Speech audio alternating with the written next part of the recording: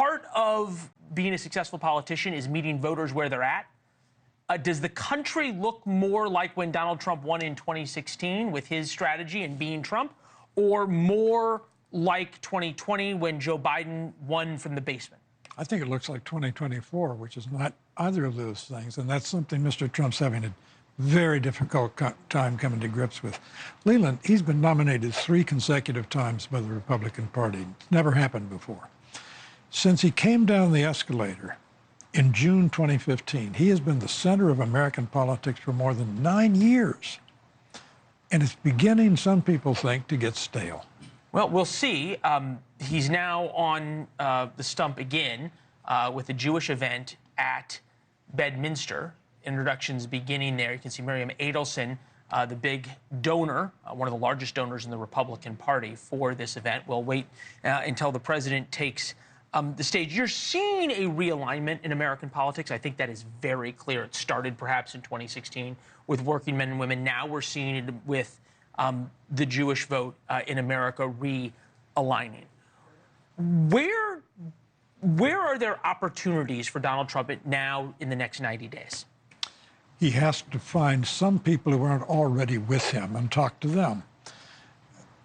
I watched NewsNation carried his speech the other night. On and on he went. I heard nothing new.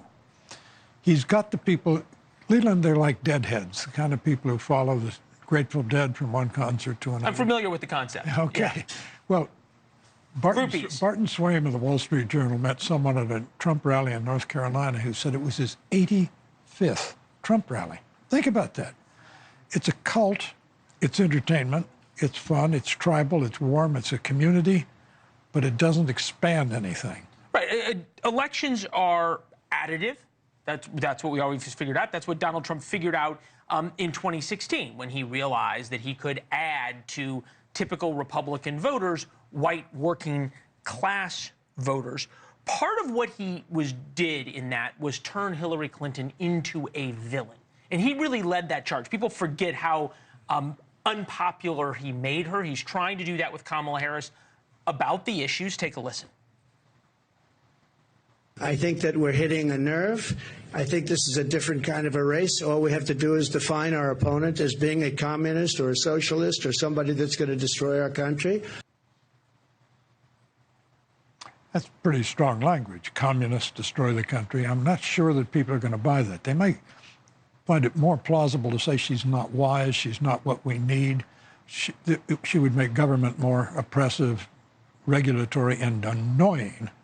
But destroy the country?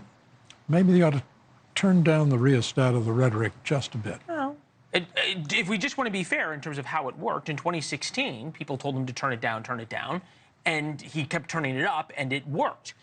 But remember, Hillary Clinton had already run and failed against Barack Obama in 2008. We'd already road tested that candidacy and found that she was a weak candidate from the get-go. Well, to be fair, Kamala Harris already ran and failed in 2019. Exactly.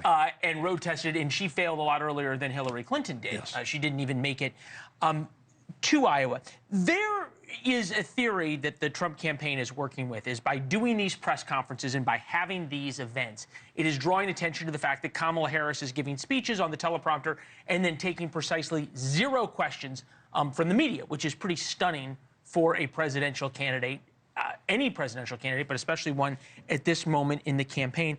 I wonder if Donald Trump would not be better off doing this, having his rallies, having media availabilities where he says all the things he wants to say and then turn around and walk inside. And when the media complains, you say, we'll take questions when Kamala Harris does. That's one approach to it, but his approach right now is probably wise. That is, he's taking questions promiscuously. What was it, 85 minutes today?